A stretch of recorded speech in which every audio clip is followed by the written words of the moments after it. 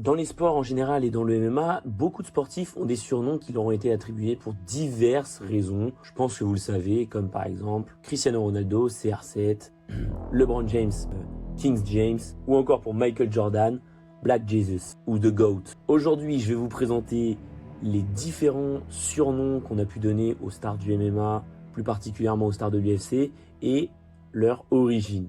Donc voilà, c'est parti, let's go. Le quartier est rempli d'herbe, ça le rend bucolique. L'école buissonnière, les huissiers et les potes buitonnés. Tu t'oublies.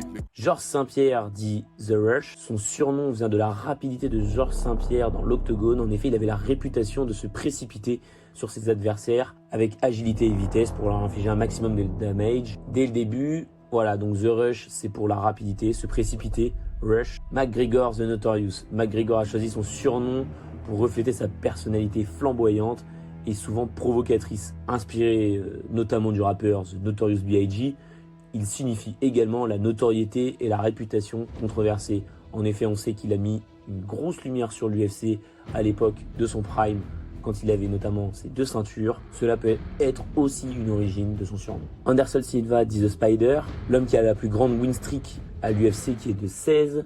Anderson Silva a hérité de son surnom grâce à sa capacité à éviter de nombreux coups et à sa souplesse impressionnante, mais notamment aussi au fait qu'il arrivait très bien à contrer ses adversaires, rappelant souvent les mouvements d'une araignée sur sa toile. Quinton Jackson dit Rampage. Quinton Jackson, vous le connaissez sûrement parce qu'il a fait beaucoup parler de lui avec une vidéo tirée du TUF, The Ultimate Fighter, où il démolit totalement une porte.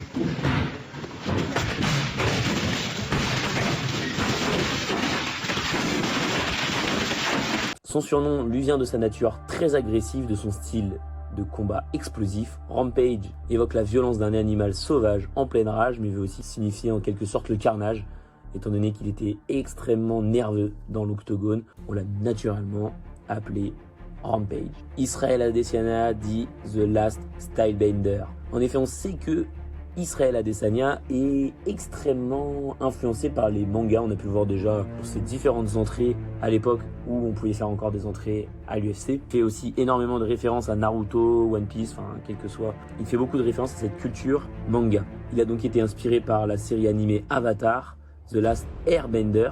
Adesanya voulait souligner sa capacité à maîtriser plusieurs styles de combat comme The Last Airbender qui arrive à maîtriser tous les styles de combat dans son manga, donc l'air, la terre, le feu, l'eau, et voilà. Dustin de Diamond Poirier. Poirier a choisi ce surnom pour représenter sa dureté et sa résilience. En effet, on sait que le combattant est assez dur.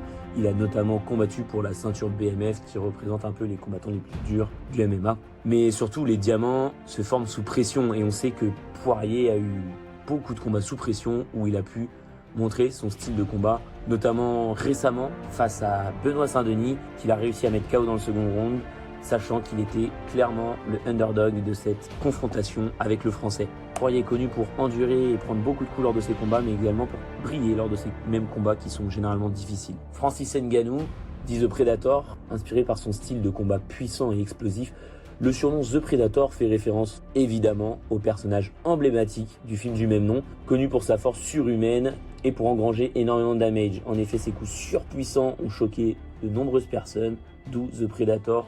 On a en tête toujours le KO face à Overeem, où il lui décroche la tête. Je pense que c'est le KO qui va le plus choquer à l'UFC. Justin Gaethje dit The Highlight. En effet, Justin Gaethje est surnommé The Highlight pour son style de combat assez spectaculaire et ses performances mémorables qui créent des moments forts à chaque combat. En effet, il y a énormément de highlights de Justin Gaethje. C'est exactement pour ça qu'il a été appelé The Highlight. Il crée énormément d'engouement et ses combats sont toujours spectaculaires. Chimaev dit The Boars signifie le loup en tchétchène. Chimaev se voit comme un prédateur féroce et il dit souvent qu'il est en chasse avant ses combats, traquant ses adversaires avec une intensité implacable. Et il se compare souvent au loup en termes de mentalité et de chasse dans la cage. En effet, il ne lâche rien et tant que la proie n'est pas vaincue, il va continuer de la chasser. Raphaël Fiziev dit The Ataman. Bon, déjà, on a pu voir que Dustin Poirier et Raphaël Fiziev vont potentiellement combattre en janvier, mais cela reste à confirmer. Ataman est un titre traditionnel pour les chefs cosaques, en effet symbolisant le leadership et la force. Ce nom reflète le style et la ténacité de Raphaël dans l'octogone, mais également son style de combat où l'on a l'impression de voir un véritable berserker, montrant l'exemple assez guerrier. Shavkat Rakhmonov, dit The Nomad, ce surnom est inspiré de son héritage kazakh. En effet, on sait qu'il vient du Kazakhstan, où les traditions nomades sont centrales. Le nomade fait référence à son style de vie discipliné et son adaptabilité dans le combat. En effet, on a pu voir déjà plusieurs TikTok de lui montrant son style de vie assez nomade. Voilà, il n'est pas trop dans l'extravagance et préfère juste faire le job et ensuite repartir à sa vie. Tatsuro Taira, aussi appelé Super Rookie, ce surnom évoque son ascension fulgurante en tant que jeune prodige japonais et sa capacité à impressionner dès les premiers combats à l'UFC. En effet, Tatsuro Taira était invaincu jusqu'à quelques semaines. En effet, il a perdu son premier combat par décision unanime en perdant 2 rounds à 3. Néanmoins, on voit un énorme potentiel dans ce jeune japonais de 25 ans qui jusque-là n'avait eu pas grande difficulté à monter dans les classements UFC. Jamahal Hill dit The Sweet Dreams. Ce surnom Sweet Dreams fait référence à sa puissance de KO. Mettant souvent ses adversaires endormis, il incarne son style de striker au coup de poing dévastateur. En effet, on sait qu'il a déjà mis beaucoup de KO à l'UFC, même si Poatan lui a montré peut-être qui était le vrai Sweet Boy.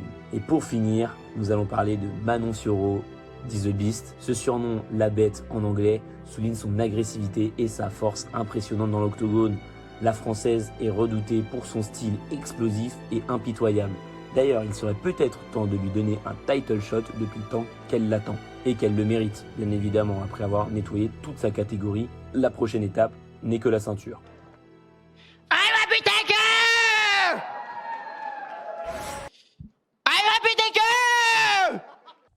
Voilà les frères, la vidéo est finie. Dites-moi si ça vous a plu et dites-moi si vous voulez une partie 2. Voilà, c'était une petite vidéo détente, marrante, chill. Je vise les 1000 abos avant 2025, donc n'hésitez pas à vous abonner, n'hésitez pas à lâcher un petit like. Et puis à la prochaine les frères, à la semaine prochaine. Prenez soin de vous et guettez bien la carte UFC 308 les frères, ça va être une énorme dinguerie. Allez, bisous.